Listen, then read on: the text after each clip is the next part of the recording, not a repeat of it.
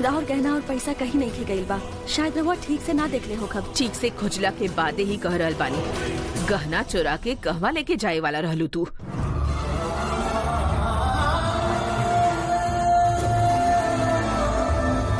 माँ एक बेर और देखी, ओही जे होखी। रहुआ जहाँ सामान रखले रहनी वहाँ से कहीं और कैसे जा सकेला? मतलब का हमनी के झूठ बोल रहल बानी? देखे पर ही तो पता चली कि सच और झूठ का बा। जाके देखी फिर पूछब। अच्छा तो ई बात बा, चला अपने देख ल तब पता चली। हाँ चला चला आजा। विक्रम, सरोज, का सोच रहल बाड़ा?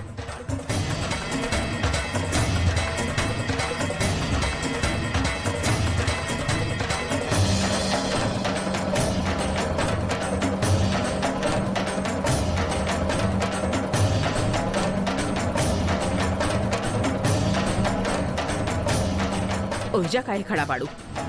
आवा दिखावा गहना कहवा बा। माँ रवा गहना जमा रखले रहनी ओही जे होखी, रवा उहे देखी।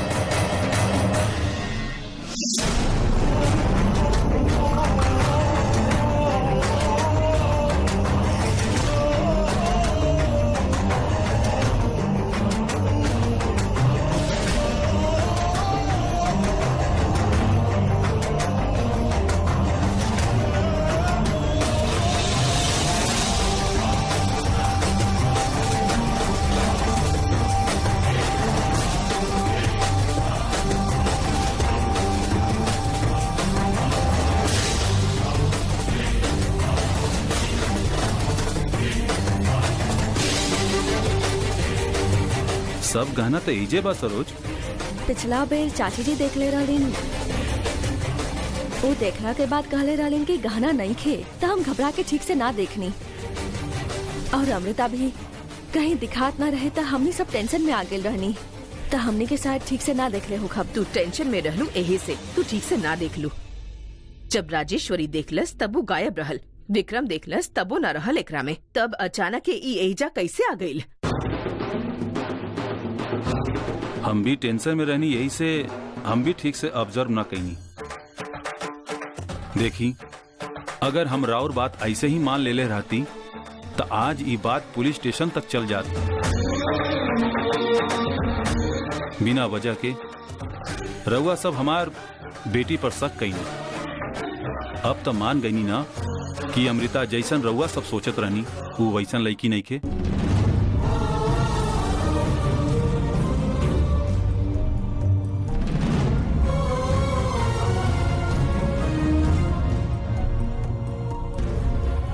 का हो गई डार्लिंग, वो गहना और पैसा कहाँ से आ गई? हमके भी समझ में नहीं खियावत। अब एक बार रूम में देखा जा। हाँ, चला चला। अरे विक्रम, हमरा भी समझ नहीं खियावत, ई गहना अचानक के अलमारी में वापस कैसे आ गई? माँ आगे से बिना मतलब की सोच के परेशान मत होइहा। एटलीस्ट अब से बिना जनले अमृता पर शक कईल छोड़ दा।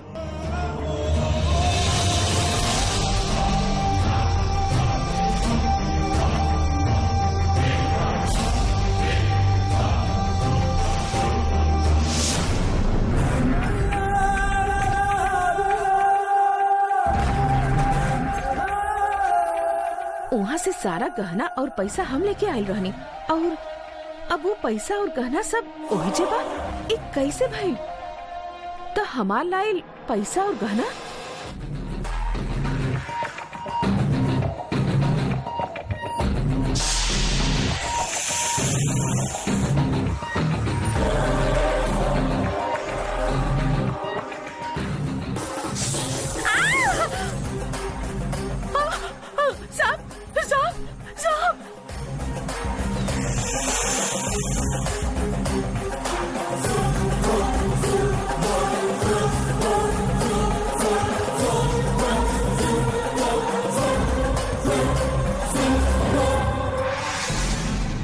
नीचे देखी।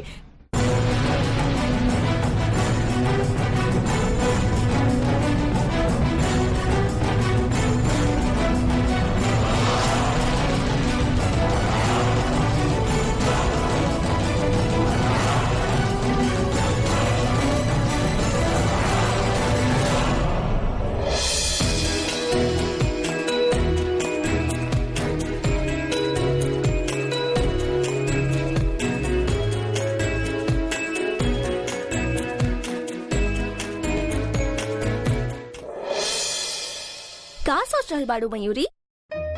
उ अर्जुन के ध्यान कैसे अपना तरफ करी ई सोच रहल बानी, लेकिन हमके कुछ समझ में नहीं खे आवता। अर्जुन के लुभाइल कोनो आसान काम नहीं खे, ओकरा पटावल मुश्किल बा। ओकर मन में काका चलत रहेला उहे जानल बहुते बड़ बात बा। हाँ दीदी, रघुआ अपन पति के ध्यान कैसे अपना तरफ कहीं बताई, हम भी उहे ट्राई करब। ओकरा से कोनो फायदा ना होगी मयूरी। रघुआ ऐसन काहे करतानी? काहे कि हमनी के पति के तरह अर्जुन कुछ ओपनली ना बतावेला। एटलीस्ट इनके चेहरा से तो पता चल जाला कि वो का सोचल बारे। लेकिन अर्जुन ऐसन नहीं खे। वो अगर ओपन होखेला तब बस अपन भैया से। तो फिर करण भैया से पूछला पर वो कुछ बता सकेलन, है ना? करण भी तोहरा कुछ ना बताई है, काहे कि अर्जुन के मामला में वो भी बहुत सीक्रेसी मेंटेन करेलन। हमरा लागत है तोहार मदद कैल उनकरा खातिर भी मुश्किलें होखी। तो का हमरा पास कोनो रास्ता नहीं खे? रास्ता बा। का बा वो रास्ता? बताई ना, हम सब कुछ कर ले। रघुआ बस बताई प्लीज। तोहरा अर्जुन से ब्याह करे के बा तो अर्जुन ना सबसे पहले हेमा दीदी और दादी के अपना तरफ करे पड़ी। अगर ये घर के बहू बने खातिर तू ऊ दोनों के मना ले लू तब तू आसानी से अर्जुन से ब्याह कर सकेलू। Good idea. ये बात तो हमारे दिमाग में आयल ही ना। पता बा, अर्जुन के बावे खातिर हम कुछ करे खातिर तैयार बानी। सासू माँ के और दादी के हम कैसे पटाई रघुआ देखब रह जाए। तू उनकरा पटा सकेलू, ये बात के ओवर कॉन्फिडेंस तो नहीं थी ना मयूरी? दीदी, बिना कॉन्फिडेंस के कोनो काम पूरा करे पॉसिबल ही नहीं है। अर्जुन से ब्याह करे खातिर हम कुछ कर सकीले, बस हमके अर्जुन ही चाहिए और केहू ना, बस।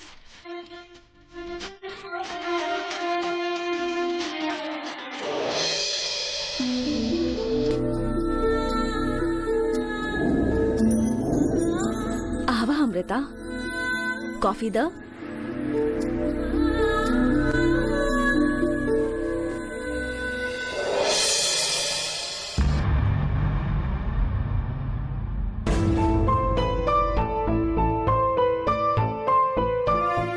अमृता, घरे आयल गेस्ट खातिर कॉफी ऐसे सामने ना रखे चाहिए, हाथ में देवे चाहिए।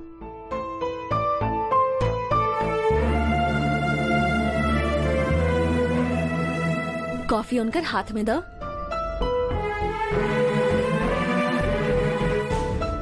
कौनो बात नहीं खे, हम ले ले अब। ना ना अर्जुन, घर में आयल गेस्ट से ऐसे बर्ताव कईल हमरा पसंद नहीं खे। देखा अमृता, ई तोहरा घरे तक पहुँचावे आयल बाड़े। तू जब मुसीबत में रहलू ई तोहर मदद कईलन। ऐसे इनकर सामने कॉफी रख दिहल अच्छा बात नहीं खे। चलो इनकर हाथ में कॉफी दे दा।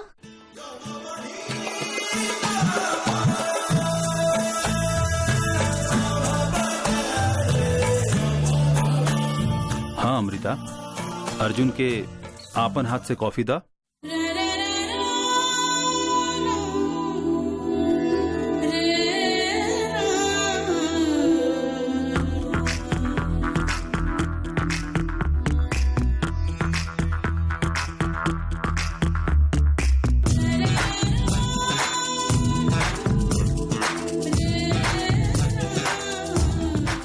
थैंक्स अमृता।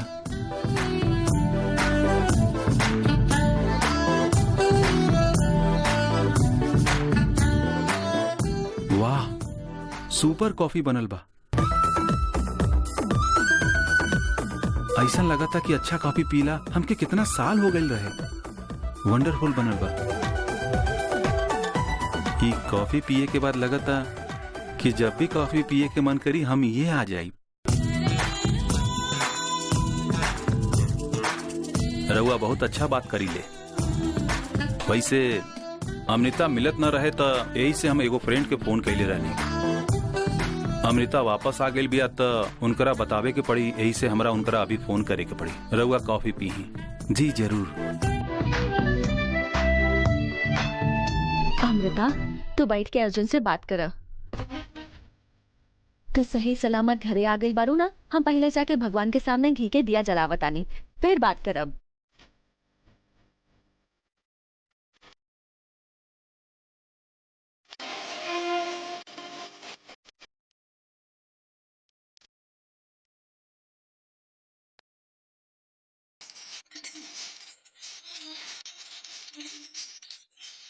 अरे अमृता, तोहार हाथ के बनल कॉफी तो एकदम लाजवाब बा।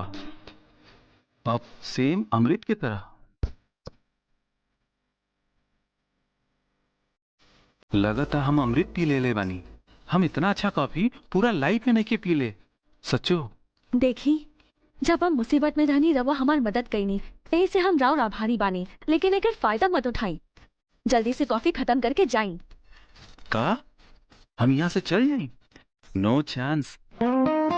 आज तो हम तुम्हारे पापा से बियाह खातिर तोहार हाथ मांग के ही यहाँ से जाई, और जब तक वो बियाह खातिर हाँ ना कर दी हैं, हम ही घर से कहीं ना जाए। यही जा स्ट्राइक करब। एक बेर अच्छा से कहा तानी, समझ जा। ये बचपना छोड़ के तू अपन रास्ता पकड़ा ना तो तू जौन करबू सब चली। तोहार हाथ से हमार जान भी चल गई तो आई डोंट केयर, ओकरा खातिर भी रेडी बानी। बट तोरा कहे के पड़ी कि तू हमरा से प्यार करेली, ना तो तोहार पापा बियाह खातिर मान जाइए तब वो चली। अमृता, हम ही दुनिया में तोहरा खातिर ही जन्मल बानी। हम ही दुनिया में तोहरे खातिर ही जन्मल बानी। ये अर्जुन के प्यार के भाषा समझे की कोशिश तो करा ना। हमरा साथे प्यार और ब्याह के सपना देखल तोहार पागलपन बा। एकर परिणाम अच्छा ना होखी। चुपचाप कॉफी पी के सीधा तरीके से अपन घर जा। तोहार खातिर भी अच्छा होखी और हमरा खातिर भी।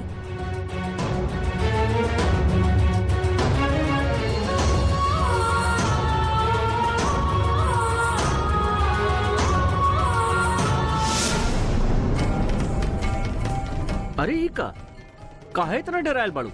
एजा कोनो सांप नहीं खे, कुछ नहीं खे। जौन सांप हमके नहीं खे दिखाई दे रहल, वो सांप तू कैसे देख सकेलू?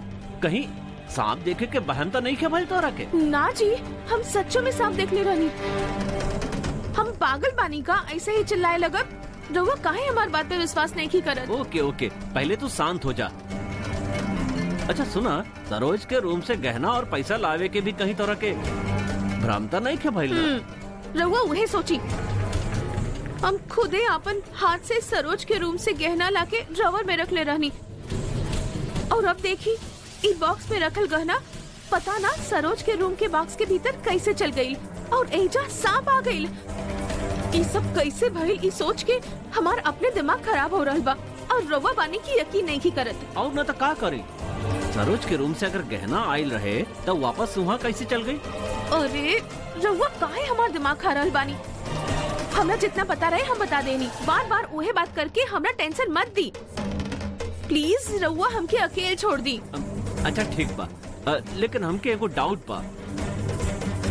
तू सरोज के कमरा से गहना एहिजा ले लू हम मान लेता नहीं, लेकिन अमृता के घरे आते ही गहना वापस सरोज के अलमारी में कैसे आ गई? हमके बस ई बात के जवाब चाहिए। रउआ के एक बेर समझ में ना आवेला का? घुमा फिरा के बार बार उहे सवाल पूछत जा रहल बानी। हमके भी उहे सवाल तंग कर रहल बा। हेने डर लगता कि उस सांप कहीं आके हमरा काट ली, और रउआ एक ही सवाल बार बार पूछ के हमरा पागल कर दे। हमार किस्मत ही फूटल बा। छे, का करी समझे में नहीं आवत।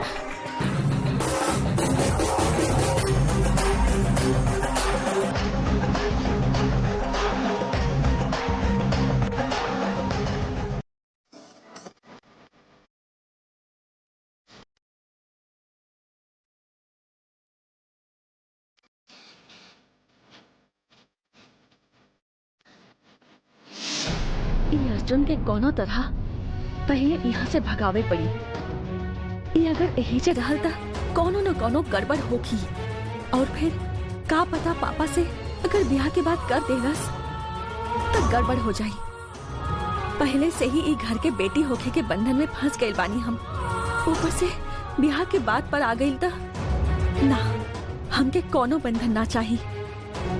एकरा यहाँ से भगावे खातिर हम का करी? हाँ समझ गई नहीं।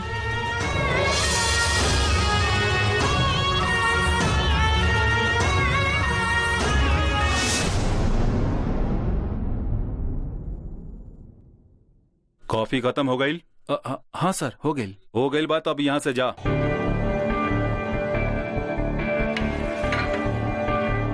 सर वो का बा? सर हमके रउआ से कुछ बात करे के रहे। का बात करे के बा? तू हमार बेटी के घरे तक पहुँचेले बाड़ा, का एक खातिर पैसा चाहिए? अरे पैसा ना चाहिए सर, वो का बाकी पैसा ना तो और का बात कल चाहत बड़ा? निकल जा। सर वो का बाकी हम रउआ से काम मांगे के सिलसिले में कुछ बात कहल चाहता नहीं। काम? कौन काम? यहाँ कौनो काम नहीं खे। देखा, बहाना बना के यहाँ आवे की जरूरत नहीं खे। निकला। सर एक बेर हमार बात तो सुन ली। एक बेर निकले खातिर कहनी ना तोरा। चला अब जा यहाँ से।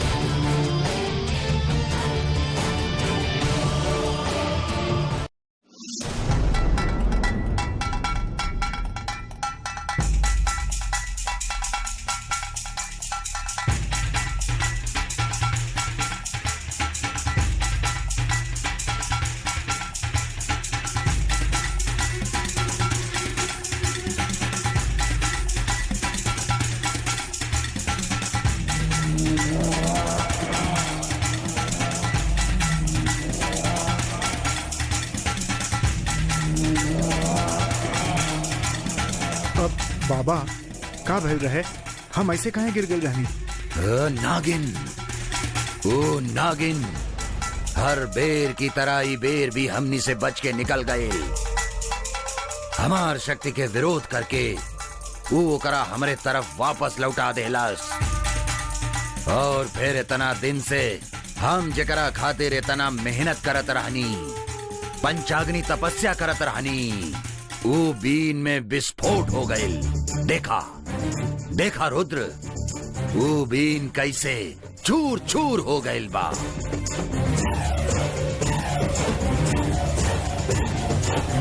बाबा रउआ का कर रहल बानी? ही दुनिया में रउआ के हरावे वाला केहू नहीं के, यही भरोसा पर हम रउआ लगे आल रहनी। लेकिन अब लागता कि रउआ से ज्यादा वो नागिन शक्तिशाली बिया।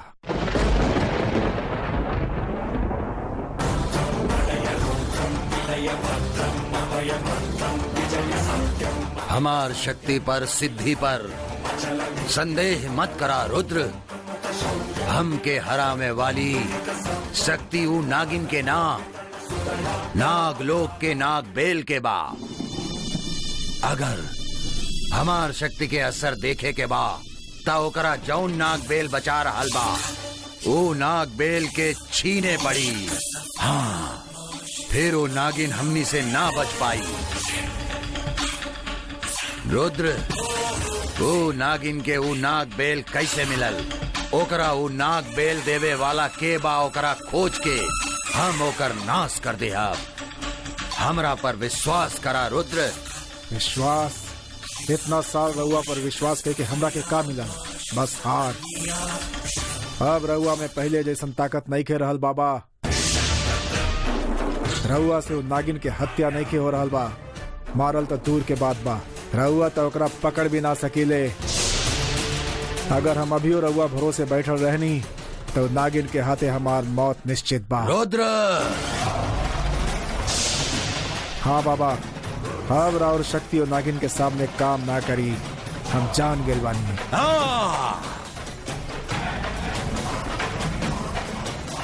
रुद्र, हमार शक्ति पर तोहरा यकीन नहीं खे ना? अभी दिखावा तानी हमार शक्ति के का ताकत बा। जय महाकाल।